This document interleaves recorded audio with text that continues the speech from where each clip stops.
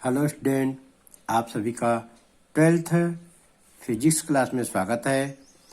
आज हम पढ़ेंगे अध्याय 11 विकिरण तथा द्रव्य की द्वैती प्रकृति।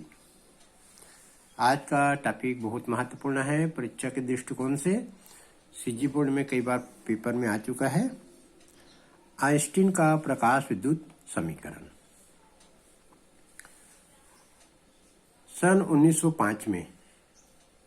सन 1905 में आइंस्टीन ने प्लांक के क्वांटम सिद्धांत के आधार पर प्रकाश विद्युत प्रभाव की व्याख्या की। आइंस्टीन ने 1905 में प्लांक के क्वांटम सिद्धांत के आधार पर प्रकाश विद्युत प्रभाव की व्याख्या की। व्याख्या का चित्र इसमें दिखाया गया है। इसमें कोई धातु है, यहाँ पर चौकोराकार का दिखाया गया है। धातु पर hν ऊर्जा का कोई फोटॉन आपतित हो रहा है। hν ऊर्जा का जब फोटॉन आपतित होता है तो फोटॉन की ऊर्जा को धातु जो है अवशोषित कर लेता है। hν ऊर्जा को धातु जो है अवशोषित कर लेता है और ऊर्जा का जो अवशोषित भाग है वो दो प्रकार से खर्च करता है धातु। इलेक्ट्रॉन ऊर्जा का एक भाग धातु की सतह से इलेक्ट्रॉन को हटाता है, यहाँ तक, यहाँ से यहाँ तक हटाता है। ऊर्जा का एक भाग धातु की सतह से इलेक्ट्रॉन को हटाता है, जिसे हम कार्यफलन कहते हैं, फाई नॉट। ऊर्जा का शेष भाग जो उत्सर्जित इलेक्ट्रॉन रहता है, यहाँ पर इलेक्ट्रॉन यहाँ से यहाँ तक आ जाता है। जो उत्सर्जित इलेक्ट्रॉन है उनको गतिज ऊर्जा देता है। ऊर्जा का एक भाग उत्सर्जित इलेक्ट्रॉन को गतिज ऊर्जा देता है। गतिज ऊर्जा का सूत्र है 1/2 mv मैक्सिमम स्क्वायर। चित्र है प्रकाश इलेक्ट्रॉन का उत्सर्जन का, ये चित्र है। अब जो चित्र के बारे में हम देख रहे हैं उसको यहाँ पढ़ेंगे। आइंस्टीन के अनुसार जब hν ऊर्जा का कोई फोटॉन धातु सतह पर आपतित होता है तो उसमें उपस्थित मुक्त इलेक्ट्रॉन इस ऊर्जा का अवशोषण कर लेता है। आइंस्टीन के अनुसार जब hν ऊर्जा का कोई फोटॉन धातु की सतह पर आपतित होता है तो धातु की सतह में उपस्थित जो मुक्त इलेक्ट्रॉन रहते हैं उस ऊर्जा का अवशोषण कर लेता है। धातु में उपस्थित मुक्त इलेक्ट्रॉन जो है ऊर्जा का अवशोषण कर लेता है और यह अवशोषित ऊर्जा दो प्रकार से व्यय होती है। चित्र में हम देखें, ऊर्जा दो प्रकार से व्यय होती है। ऊर्जा का एक भाग इलेक्ट्रॉन को धातु सतह से हटाने में व्यय होता है। यह धातु के कार्यफलन के बराबर होता है। ये देखिए, ऊर्जा का एक भाग धातु सतह तक इलेक्ट्रॉन को लाता है। ऊर्जा का एक भाग इलेक्ट्रॉन को ऊर्जा देता है और इलेक्ट्रॉन जो है धातु से धातु सतह तक आ जाता है, जिसे हम कार्यफलन कहते हैं। ऊर्जा का शेष भाग उत्सर्जित इलेक्ट्रॉन को गतिज ऊर्जा देने में हो जाता है और ऊर्जा का जो शेष भाग रहता है वो जो उत्सर्जित इलेक्ट्रॉन यहाँ पर आ जाता है उसको गतिज ऊर्जा दे देता है। तो इलेक्ट्रॉन जो है धातु सतह से बाहर चला जाता है। अब हम इसके लिए कि धातु सतह पर हमने फोटॉन को आपतित कराया तो फोटॉन में ऊर्जा होती है। ऊर्जा दो भाग में व्यय होती है। एक भाग इलेक्ट्रॉन को धातु सतह से हटाता है, ऊर्जा का दूसरा भाग इलेक्ट्रॉन को गतिज ऊर्जा देता है। तो इस संबंध में हम आगे समीकरण निकालेंगे। चलिए देखते हैं कैसा बनता है समीकरण। ऊर्जा संरक्षण के नियमानुसार आपतित फोटॉन की ऊर्जा जो रहती है hν रहती है। धातु के कार्यफलन और उत्सर्जित इलेक्ट्रॉन की अधिकतम गतिज ऊर्जा के योगफल के बराबर होता है। हमने अभी पहले भी पढ़ा है कि जो फोटॉन की जो ऊर्जा hν रहती है वो दो प्रकार से व्यय होती है। एक भाग धातु से इलेक्ट्रॉन को की सतह से धातु के कार्यफलन के बराबर होता है और दूसरा भाग जो है उत्सर्जित इलेक्ट्रॉन को गतिज ऊर्जा देता है। ये आपतित फोटॉन की ऊर्जा, ये धातु का कार्यफलन इलेक्ट्रॉन को उसकी जगह से हटाता है, ऊर्जा का एक भाग, और दूसरी भाग जो है इलेक्ट्रॉन को गतिज ऊर्जा देता है। तो hν बराबर 50 प्लस 1/2 mv मैक्सिमम स्क्वायर। इस समीकरण को हम थोड़ा बदलें। यदि हम फाई नॉट को hν की ओर ले जाएं तो क्या हो जाएगा? hν माइनस फाई नॉट बराबर half M V maximum square. इसको हम इस प्रकार से लिख सकते हैं 1/2 M V maximum square equal to H nu minus phi not. ये हो गया समीकरण नंबर 1।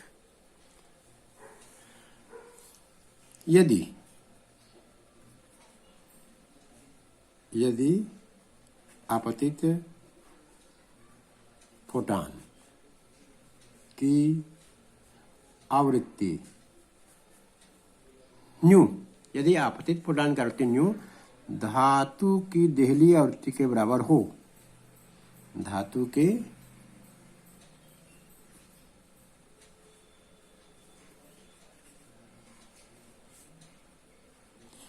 यदि आपतित फोटॉन की आवृत्ति धातु के देहली आवृत्ति के बराबर हो। देहली आवृत्ति को न्यू जीरो से दर्शाते हैं, न्यू नॉट या न्यू जीरो। यदि आपतित फोटॉन की आवृत्ति न्यू धातु के देहली आवृत्ति न्यू नॉट के बराबर हो तो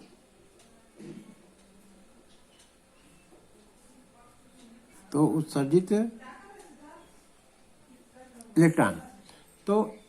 इलेक्ट्रॉन की ऊर्जा शून्य होगी। यदि आपतित फोटॉन की जो आवृत्ति है वो धातु की देहली आवृत्ति के बराबर हो तो उत्सर्जित इलेक्ट्रॉन को गतिज ऊर्जा नहीं मिलेगी, केवल इलेक्ट्रॉन को धातु की अंदर से सतह तक लाने में खर्च होगा। तो इस प्रकार हम लिखते हैं half M V maximum square equal to 0। या इसको ऐसा लिख सकते हैं, जब न्यू बराबर न्यू नॉट तो half M V maximum square equal to 0। जब आपतित फोटॉन की आवृत्ति केवल देहली आवृत्ति के बराबर रहेगा तो इलेक्ट्रॉन को गतिज ऊर्जा नहीं मिलेगी, इलेक्ट्रॉन केवल धातु के अंदर से धातु सतह तक आ पाएगी। इस स्थिति में समीकरण 1 क्या होगा, यहां लिखेंगे समीकरण 1 में मान रखने पर, समीकरण 1 में मान रखने पर, समीकरण 1 में हम मान रखेंगे तो समीकरण 1 में देखिए यहां पर ये 0 हो जाएगा और ये न्यू नॉट हो जाएगा माइनस फाइव नॉट। चलिए लिखते हैं समीकरण 1 को लेफ्ट साइड 0 हो जाएगा और ये एच न्यू की जगह nu not minus phi not. इसको अब हल करेंगे तो ये हो जाएगा यह phi not equal to H nu not, समीकरण नंबर 2। तो phi not equal to H nu not, समीकरण 1 में फाइव नॉट का मान रखने पर,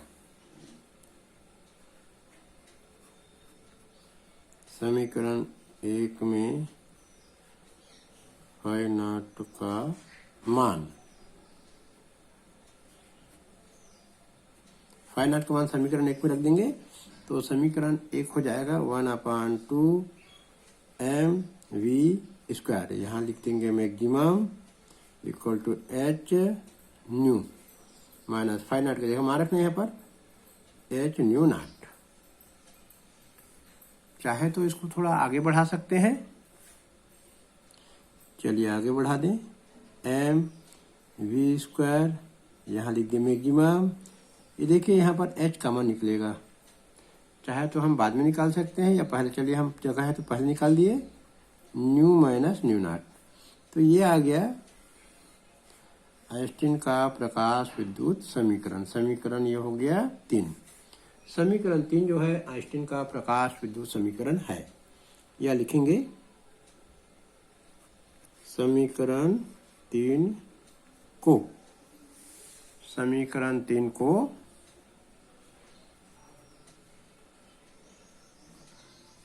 आइंस्टीन का प्रकाश विद्युत समीकरण